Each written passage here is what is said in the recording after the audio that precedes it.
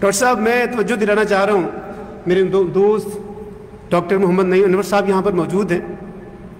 10 سال سے الحمدللہ 10 سال سے مسجد میں خطبہ جمعہ کی ذمہ داری نبھا رہے ہیں، اور الحمدللہ آج تک کسی ایک پائی کی طرف آنکھ اٹھا کے نہیں دیکھا.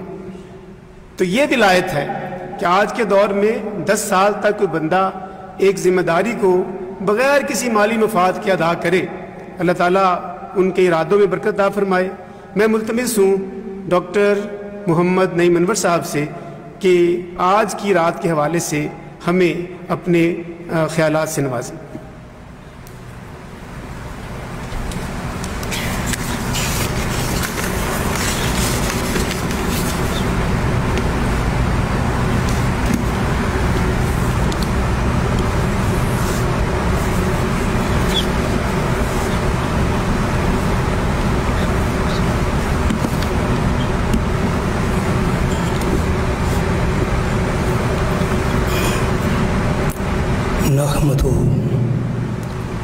ونصلي ونسلم على رسوله النبي الكريم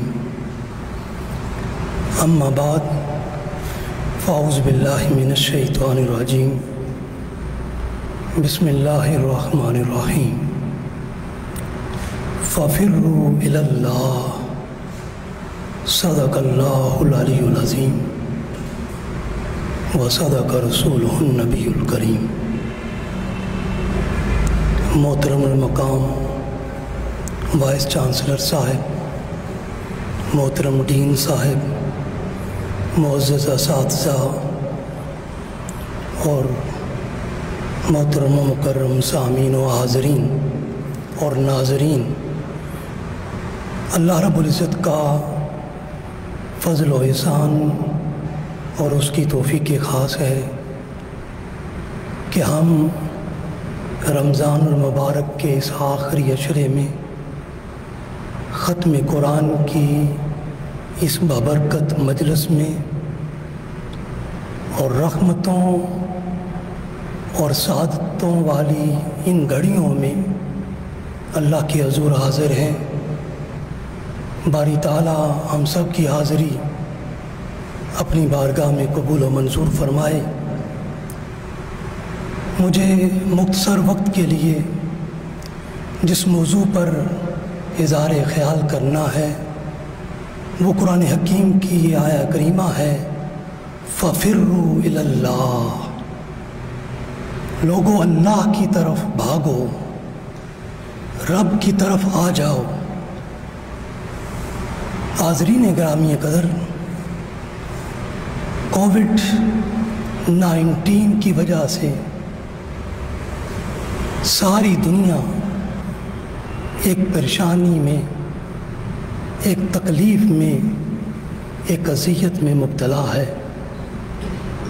کاروبار حیات رک گیا ہے، زندگی کا نظام معطل ہو گیا ہے.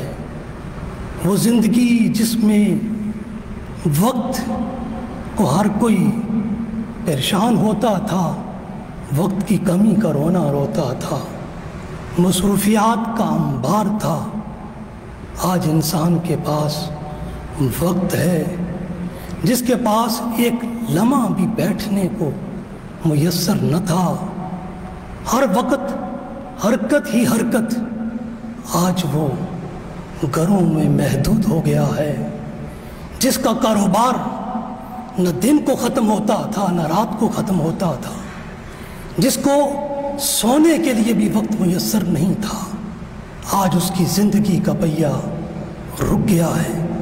نظام حیات سارے کا سارا یوں لگتا ہے رکا ہوا ہے، زندگی رکی ہوئی ہے. اور پھر یہ سائنس و ٹیکنالوجی کا دور جس میں انسان فخر کرتا تھا، کوئی بھی بیماری ہے اس کا علاج اس کو میسر تھا، بہترین سہولیات تھیں. ہم غیر ترقی یافتہ ممالک تو اپنا رونا روتے تھے، ترقی یافتہ ممالک کو اس حوالے سے کوئی پریشانی نہ تھی. لیکن آج کووڈ-19 نے یہ صورتحال کر دی دنیا ساری کی ساری اس وائرس، اس وبا اور اس بلا کی وجہ سے آج پریشان حال ہے۔ ایک ایسا مرض آیا ہے جس کا کوئی علاج نہیں ہے، ہر کوئی ایک خطرے میں، ایک پریشانی میں ہے، اور حتیٰ کہ اطباء، ڈاکٹر حضرات، ہاسپٹل، بڑے بڑی سائنسی ادارے، دریافت کرنے والے، ایجادات کرنے والے، وہ بھی آج بے بسی کا اظہار کر رہے ہیں۔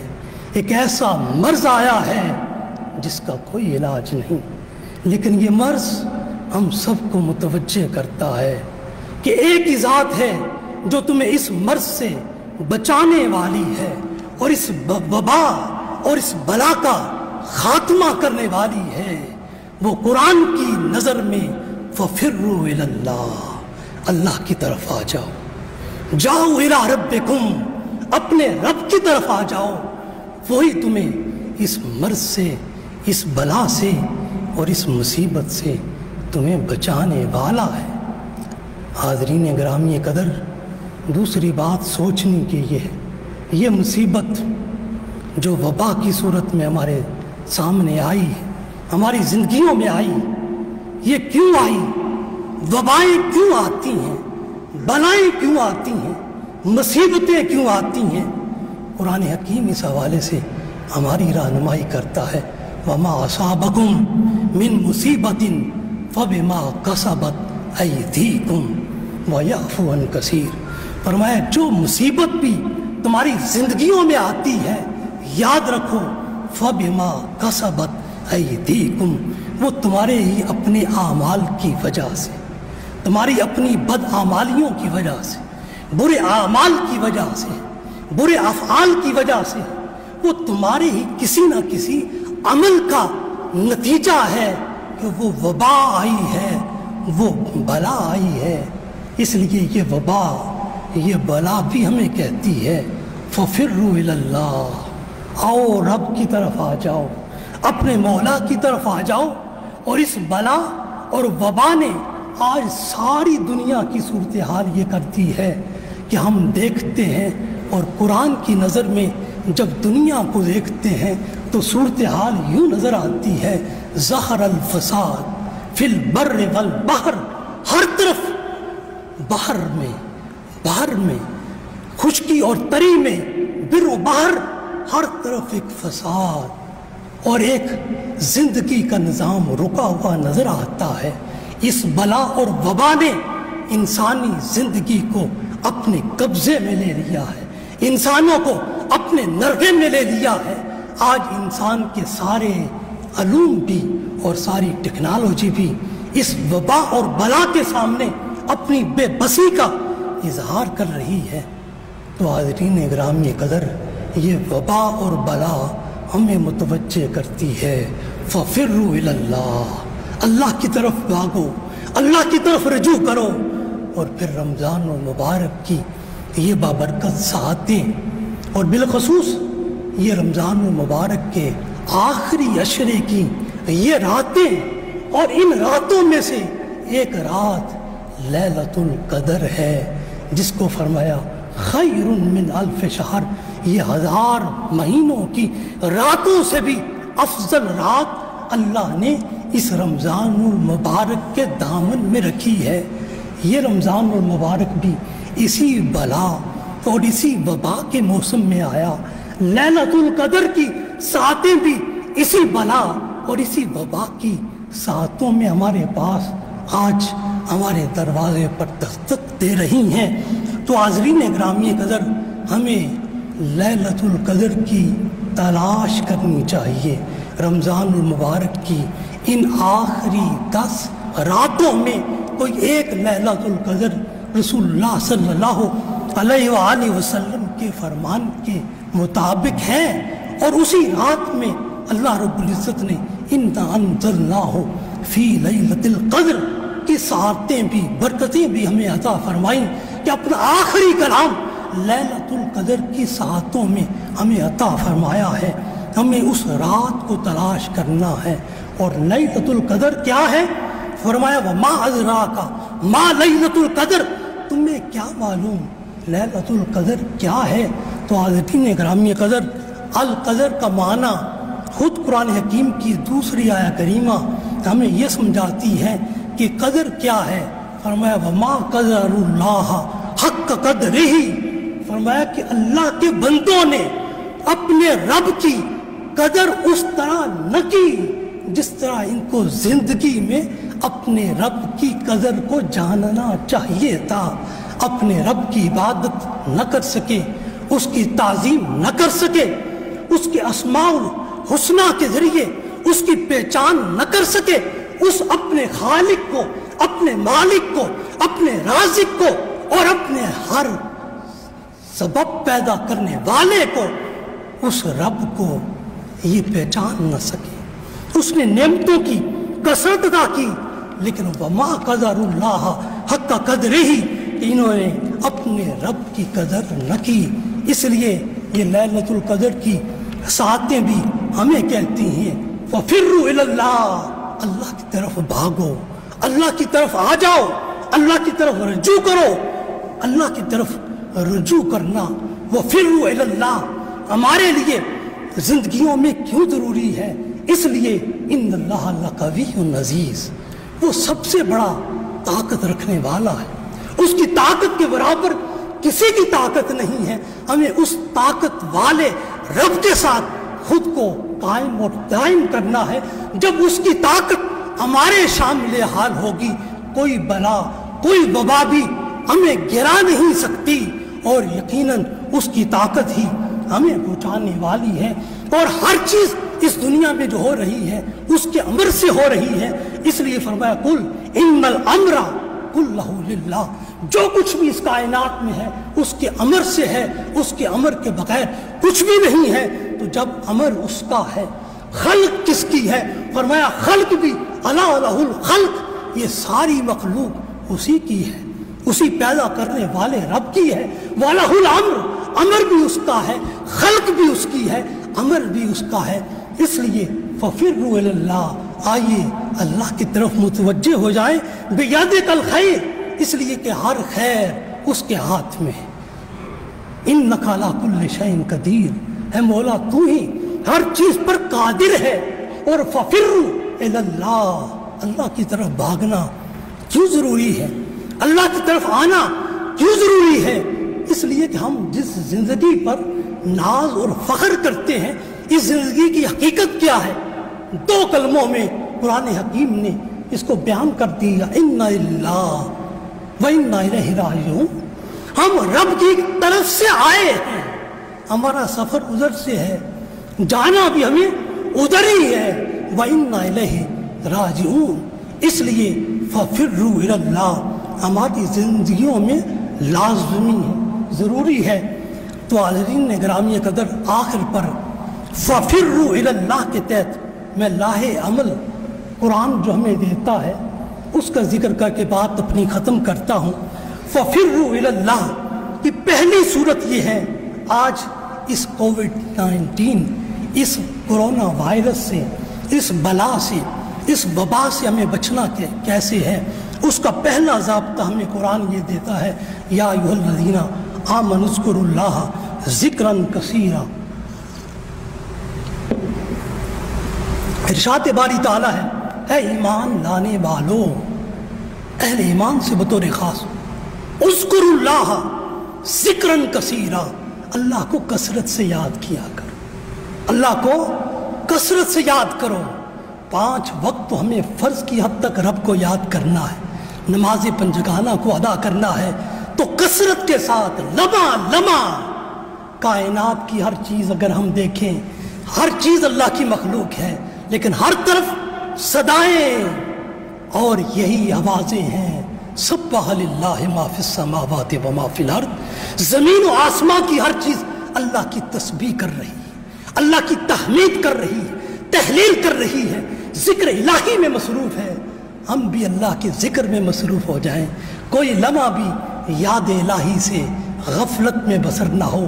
اس کی قربتیں چاہنے والے، اس کی معرفتیں چاہنے والے، ہماری جبینیں اللہ کے حضور سر بسجود دکھائی دیں، ہمارا تعلق باللہ ہر وقت قائم و دائم ہو، ہمارے دل کے اندر اس کے تعلق کی بہاریں ہوں، ہم ہر لمحہ اپنے مولا سے ملے ہوئے ہوں، دنیا کے کام کاج بھی ہو رہے ہوں، کاروبار حیات بھی چل رہے ہوں، دل اللہ کے ساتھ قائم ہو، دل اللہ کے ساتھ جڑا ہو، زبان رطب اللسان ہو اللہ کے ذکر میں، تو ہر وقت وذکر اسم ربک وتبتل الیہ تبتیلا، ہر چیز سے کٹ کر اپنے رب کے ساتھ جڑ جا۔ تو یہ وبا، یہ بلا کہتی ہے ففروا الی اللہ، اللہ کی طرف اس طرح بھاگو کہ رب تمہاری زبانوں پر، تمہارے دلوں میں، تمہاری یادوں میں، تمہارے عمل میں، تمہارے قول میں وہ رب نظر آنے لگے۔ دوسرا لاہ عمل یہ ہے حاضرین گرامی قدر کہ ہم قرآن کے احکامات پر عمل کرتے ہوئے، رسول اللہ صلی اللہ علیہ وسلم کی حدیث پر عمل کرتے ہوئے اس کرونا وائرس، اس بلا اور وبا سے بچنے کے لیے اسباب ظاہری کو بھی اختیار کریں اور اللہ کی ذات پر توکل بھی کریں۔ اور یہ جو آج کرونا وائرس یہ کیا ہے؟ قرآن اس کو بیان کرتا ہے وَمَا يَعْلَمُ جُنُودَ رَبِّكَ إِلَّا هُوَ، فرمایا کہ یہ اللہ کے لشکروں میں سے ایک لشکر ہے، تمہیں معلوم نہیں، جنود، یہ اللہ کے لشکروں میں سے ایک وبا، یہ بلا آئی ہے، اللہ کے لا تعداد یہ جنود ہیں، ان میں سے ایک جند کی حیثیت حاصل ہے جو آج ہماری ظاہری آنکھ سے نظر بھی نہیں آتا۔ اس لیے اس وبا اور بلا سے بچنے کا قرآنی تعلیمات، نبوی تعلیمات کے مطابق پہلا تقاضا یہ ہے کہ ہم اسباب ظاہری کو اختیار کرنے والے بنیں۔ جو آج اطباء، ڈاکٹر حضرات، ہمیں ماہرین طب کہہ رہے ہیں، ان ساری کی ساری چیزوں کو ہم اپنا عمل بنانے والے بنیں۔ یہ دین کا تقاضا ہے کہ طب کی آج جتنی بھی ہدایات، انسٹرکشن ہمیں مل رہی ہیں، ان ساروں کو ہم اختیار کرنے والے بنیں۔ یہ اسباب ظاہری پر عمل ہو جائے گا اور ہم ان لوگوں کی طرح نہ ہو جائیں، ان دنیا پرست لوگوں کی طرح نہ ہو جائیں، اہل غرب کی طرح نہ ہو جائیں جنہوں نے اسباب ظاہری کو کل شیء، ہر چیز سمجھ لی، سب کا سب انہوں نے اسباب ظاہر کو سمجھ لیا، اور یوں جب انہوں نے اسباب ظاہری کو کل شیء سمجھ لیا تو وادی شرک میں جا کر مبتلا ہو گئے۔ اور نہ ہی ہم ان کم فہم دینداروں کی طرح ہو جائیں جو اس وبا اور بلا کے اندر سب کچھ اللہ کی ذات پر توکل ہی کو سمجھ لیں۔ تو یہ بھی دین کا صحیح فہم نہیں ہے کہ وہ اسباب ظاہر سے لا تعلق ہو جائیں، اطباء، ڈاکٹر حضرات کی ہدایات کو ترک کر دیں اور یہی کہیں کہ ہم تو اللہ کی ذات پر توکل کرتے ہیں۔ یہ توکل نہیں، یہ دین کا صحیح فہم نہیں ہے۔ تو جنہوں نے فقط توکل کیا، اسباب ظاہر کو مکمل طور پر چھوڑ دیا، وہ وادی معصیت میں مبتلا ہوئے۔ جنہوں نے اسباب ظاہر پر 100% اعتماد کیا وہ وادی شرک میں گئے۔ جنہوں نے توکل کو 100% اپنا لیا، اسباب ظاہر کو چھوڑ دیا، وہ وادی معصیت میں گئے۔ اسلام کہتا ہے امتن وسطن بن جاؤ، دونوں چیزوں کو اپناؤ، اسباب ظاہر کو بھی اختیار کرو، توکل کو بھی اختیار کرو، سارے اطباء کی ہدایات کو بھی اپنے وجود پر سمولو، اور پھر یہ کہو وَمَن يَتَوَكَّلْ عَلَى اللَّهِ فَهُوَ حَسْبُهُ، پھر جو اللہ کی ذات پر توکل کرتا ہے اللہ اس کے لیے کافی و شافی ہو جاتا ہے۔ حاضرین گرامی قدر، تیسری بات لاہ عمل اس وبا اور بلا سے بچنے کے لیے ایک بحثیت مسلمان، قرآن کہتا ہے لا تقنطوا من رحمت اللہ، کسی حال میں بھی اپنے رب کی رحمت سے مایوس نہ ہونا۔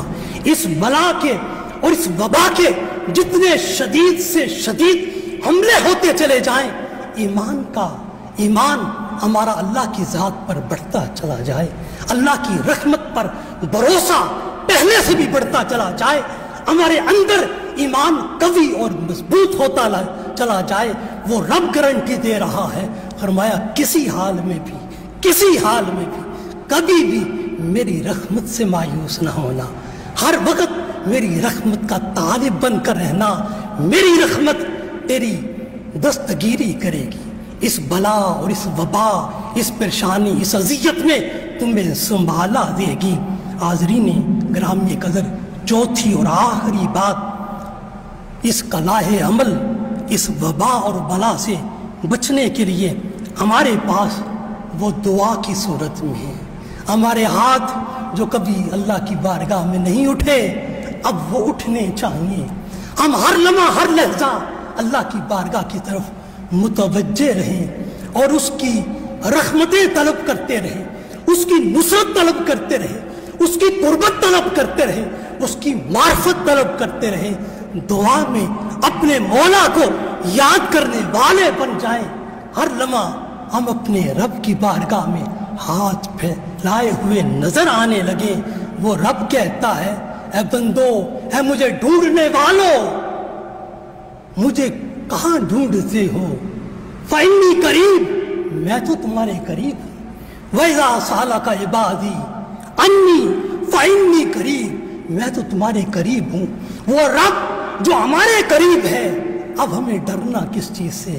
اب کس چیز سے پریشان ہونا؟ اس قریبی رب کو جو ہماری شاہ رگ سے بھی قریب تر ہے۔ کاش ہم اس رب کی طرف صدق کے دل کے ساتھ، دل کی گہرائیوں کے ساتھ، روح کی آواز کے ساتھ اس رب کی طرف متوجہ ہو جائیں۔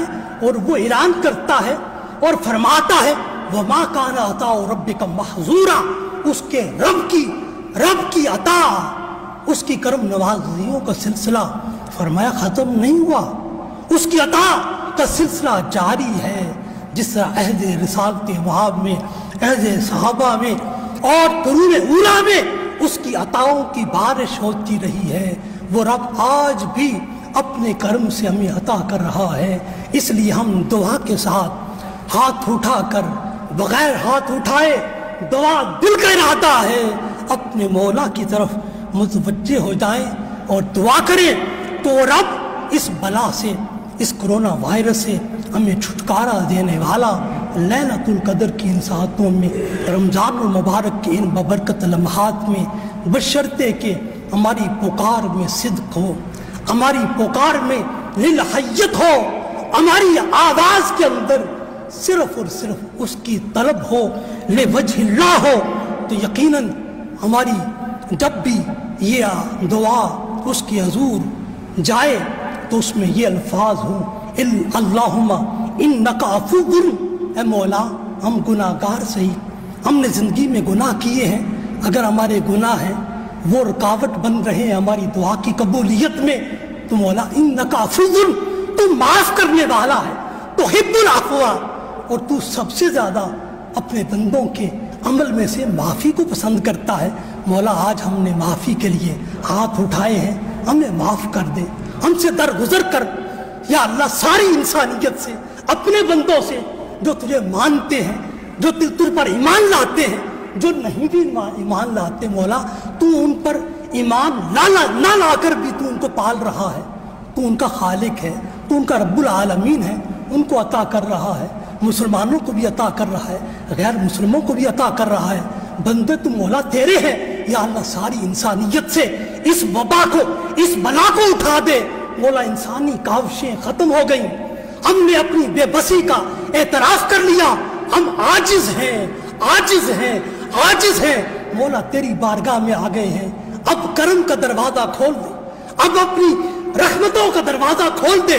مولا ہم صدق کے دل کے ساتھ، پوری دنیا کے انسان تیری بارگاہ میں متوجہ ہیں، یا اللہ کرم کر دے، اس بلا کو، اس وبا کا خاتمہ فرما دے، خاتمہ فرما دے مولا، اس کو اٹھا دے۔ اللہم ارفع عنا ھذا الوبا والبلا، اللہم ادفع عنا ھذا الوبا والبلا۔